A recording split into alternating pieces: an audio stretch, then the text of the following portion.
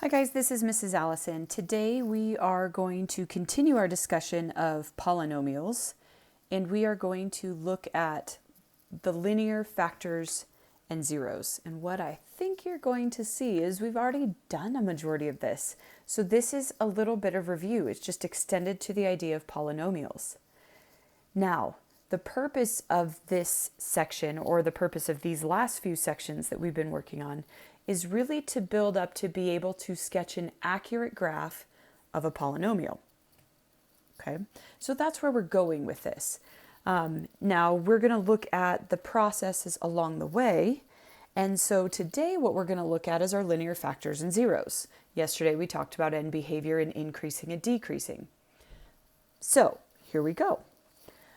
We have something called the factor theorem. And what the factor theorem says, the mathematical definition of it is x minus a, x being a variable, a being a constant, is considered a factor if and only if. I'm not spelling it wrong. Remember, that means if and only if. If you remember back to geometry when we did our logic, this is a biconditional. Means it's true both ways. If and only if a is a zero. So this could be read the other way. So we could say it, a is a zero if and only if x minus a is a factor. So if we know a is a zero, then x minus a is the factor. If we know x minus a is the factor, then a is the zero. This is called the factor theorem. So basically what this allows us to do is, if we know our zeros,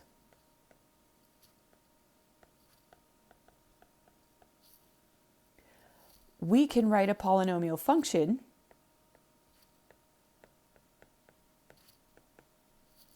We can write our linear factors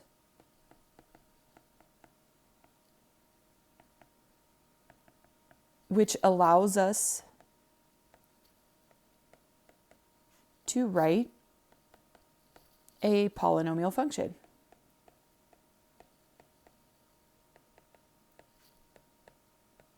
Now, just as a reminder, what is another word for zero? Hopefully you remember the other words for zero. Zero, you may hear the word root. You may hear the word x-intercept. You may hear the word solution. Each of those is synonymous with a zero. So if x minus a is a factor, then a is a root. If x minus a is a factor, then a is an x-intercept. If x minus a is a factor, then a is the solution. All of these are true. You guys, we've done this. So let's look at an example just to remind you how we've already done this before. So I may ask you, what are the zeros of x squared minus x minus 6? Hopefully what you would say is, okay, if I'm going to find the zeros, in order to find the zeros, I first need to find my factors. So the first thing I'm going to do is I'm going to factor this polynomial. So I'm going to look for two numbers that multiply to negative 6 that add to negative 1. These are my linear factors. So let's talk about why these are called linear factors. Remind me what it means to be linear again. Remember from yesterday what it means to be linear. What's my degree of my polynomial? Remember, the degree of the polynomial is 1. So these factors are called linear factors because their degrees are 1. Now, these are my linear factors, but my solutions, remember, or my zeros, since I use the word zeros, let's use zeros. My zeros are when x minus 3 equals 0 and x plus 2 equals 0, which means my zeros are x equals 3 and x equals negative 2. And we know from our quadratic unit that we would expect to see those as our x-intercepts on our graph. Okay, so let's look at one that maybe is a little bit more complicated. What are the zeros of x squared times x plus 4 times x minus 1? Well, really, this isn't any more complicated. Here's why. This has already been factored for us. We don't have to factor this. So I can go through, and instead of factoring, I can go through and say, okay, let's use the zero product property. Now, if we want to look at our linear factors, we need to look at it a little bit differently, although I'll show you why we don't have to consider all of them to be linear right now. My linear factors, I would need to take and multiply x squared as x and x, because x squared is not linear. So x times x plus 4 times x minus 1 are my linear factors. Then when I go to consider my zeros, we set each of those linear factors equal to 0, and we solve. So my zeros are x equals 0, x equals 0. We're going to talk about this special case in just a minute. So hang tight to the fact that there's two zeros and that I'm writing them twice, which seems silly. X equals negative 4 and x equals 1. So those are my zeros. Okay, now remember the factor theorem said that if I know my zero, I can write my factors. And if I can write my factors, then I can write a polynomial equation. Let's look at what that looks like. If I know my zeros are x equals 3 and x minus 2, x equals negative 2, then I can write my linear factors, and my linear factors would be x plus 2 and x minus 3. And if I want to write my polynomial function, I just FOIL them and get to x squared minus x minus 6. So really the zeros, the factors, and the roots are all related. So let's look at what this looks like. If I want to write a cubic function in standard form, we'll come back to that piece in a minute, with zeros of 0, negative 2, and 4. These are my zeros. Maybe it helps you to write your zeros like this. X equals 0, x equals negative 2, and x equals 4. Then what I want to do is I want to turn those into factors, linear factors. So x equals 0, the linear factor is x. X equals negative 2, the linear factor is x plus 2. And x equals 4, the linear factor is x minus 4. Basically, I'm unsolving each of those. So these are my linear factors. Now, this is a cubic function, but it's not a cubic function in standard form. Okay? This is not standard form. Let's review what we know about standard form from yesterday. Remember, the idea of standard form puts my polynomial in descending degree order. Highest degree first, then the next highest degree, and they're not written as linear factors, they're written as monomials added together.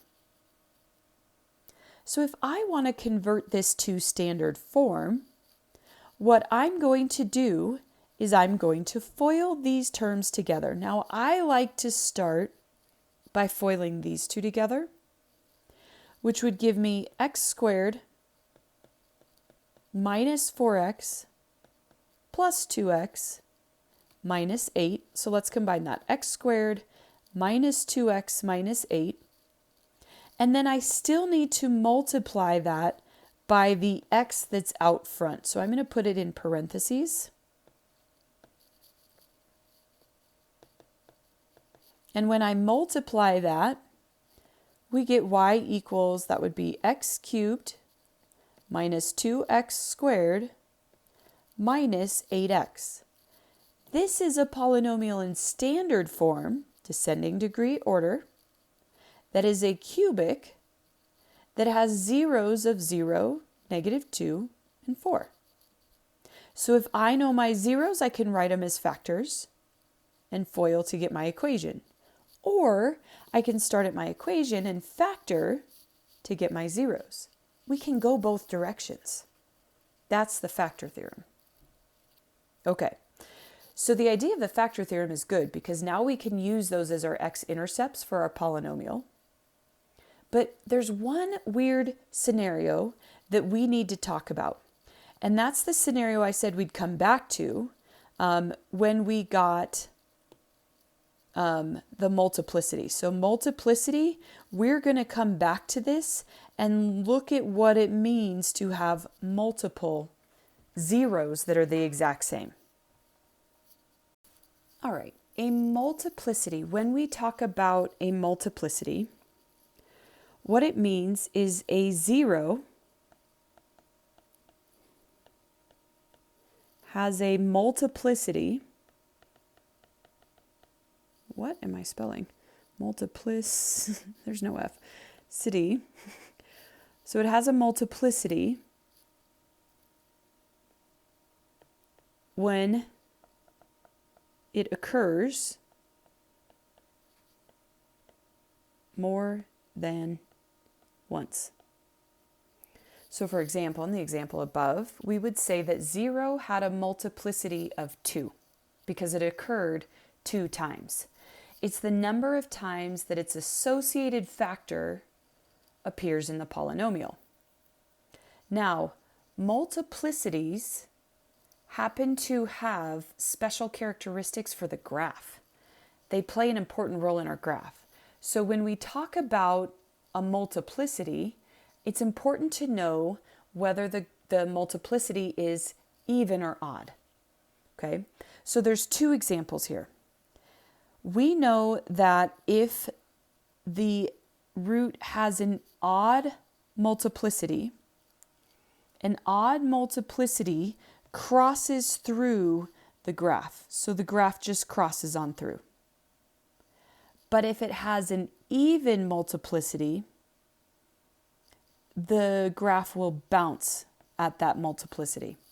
So an even multiplicity causes the graph to bounce, what I call bounce. It goes from the same side to the same side of the graph, whereas an odd multiplicity will cross through the graph.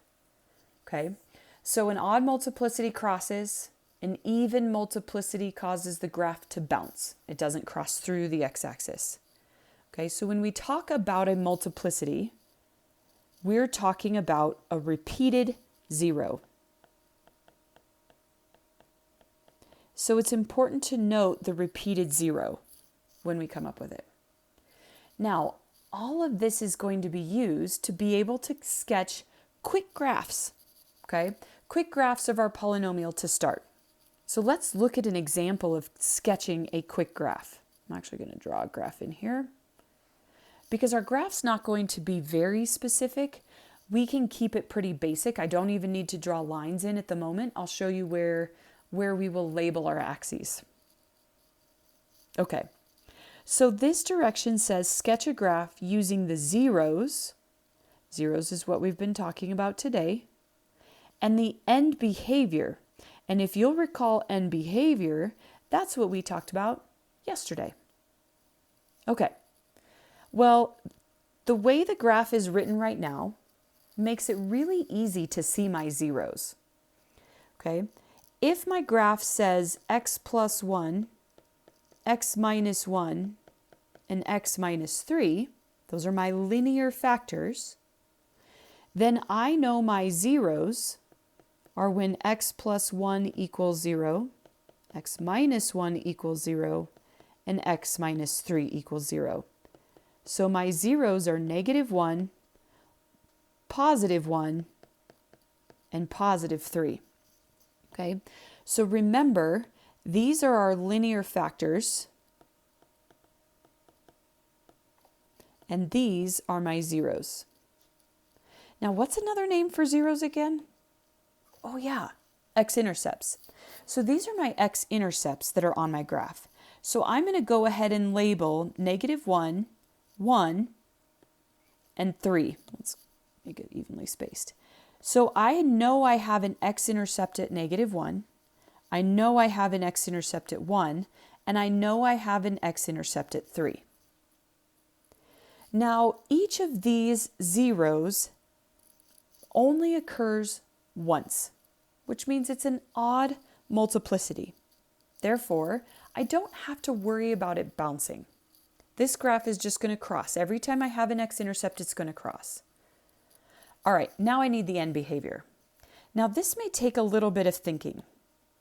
The reason it may take a little bit of thinking is because remember, for end behavior, we need the leading coefficient because we need to determine whether the leading coefficient is positive or negative. And then we need the degree, and we need to know if the degree is even or odd. So looking at this problem, if I were to FOIL it out, I don't actually want to FOIL it out, although you can if you think it will help. If I were to multiply these all together, really what I'm looking at is my first terms. If I multiply all those together, what do I get? Well, x times x times x is x cubed. +1 x cubed. So I know, since if I FOIL these together, I get a positive x cubed, my leading coefficient is positive, my degree is odd, which means my end behavior is going to start low and end high.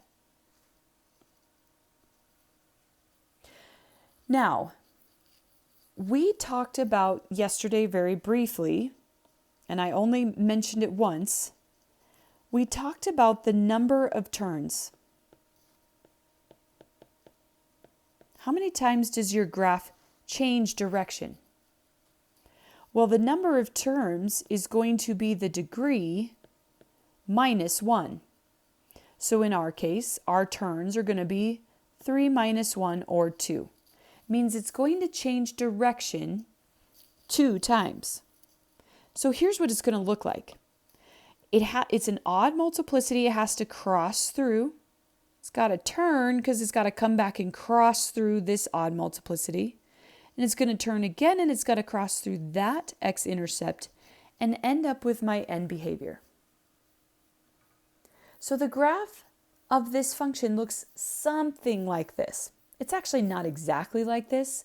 And you'll notice here that we didn't label any y's because I don't actually know where it goes on the y yet. We haven't really talked about how to look at where it goes on the y. All we care about right now is our zeros and our end behavior. We'll build the rest in a little bit.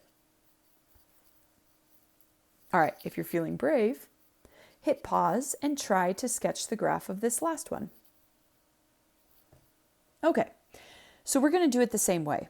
We are going to find our linear factors, and we're going to find our zeros, and then we're going to find our end behavior. So let's talk linear factors. Actually, as it's written right now, not so linear. But if I were to write it, say, like x plus 4 times x plus 4, and x minus 2 times x minus 2, there it looks more linear. And we might be able to see just a little bit better what my zeros are, and the fact that I'm going to have 2 repeated zeros, meaning I'm going to get x equals -4, -4, 2, and 2. Oftentimes you may see the answer like this. X equals -4 multiplicity of 2, and 2 with a multiplicity of 2, meaning they both repeat themselves twice. Whereas up on the last example, my multiplicity is just 1. It can't be 0. The multiplicity can't be 0 because then I wouldn't have them as a root. But the multiplicity is 1 on each of those. But here I have these multiplicities. Remember, an even multiplicity, because it happens twice, it doesn't matter that these numbers are even, it matters that it happens 2 times, is going to bounce. So let's look at what that looks like. Okay. So if I look at the sketch of this graph, I don't know what I just hit. I just hit a weird button. Okay. If I look at a sketch of this graph, and I'm going to put on my axis -4 and 2, and those are the only numbers I'm going to put on there. Here I have a 0 at -4 and a 0 at +2. The next thing that I need to consider is my end behavior. So I need to think about what my leading coefficient will be, whether it will be positive or negative, and I need to think about what my degree will be, whether it will be even or odd. And again, if we look here, this would be x squared times x squared, which is x to the 4th, with no numbers in front. So my leading coefficient is positive, my degree is even, which means my end behavior is up and up. Now remember, the number of turns that are possible are 3, because the degree minus 1. So 4 minus 1 is 3. So let's look at what that looks like. I know because this is an even multiplicity, it's going to bounce off of this. There's a turn. But it's got to come back to this x-intercept, so it's got another turn there, and then it's going to bounce and come back up. So my graph of x plus 4 squared, x minus 2 squared has got to look something like this. Try it. Sketch it in your graphing calculator and see how close it is. It may look a little different. For example, it may not come up quite as far. The graph could maybe just do like this and go up, okay? Or maybe it comes way up here and then way back down. We don't know. We don't know what's really happening there yet. We will, but not right now. Okay, so today we looked at our factors, our zeros, our roots, our x-intercepts, okay, and how they relate to what we've already done with quadratics. Now we just get to extend it into the idea of polynomials. All right, you guys, have a good day. We'll see you tomorrow.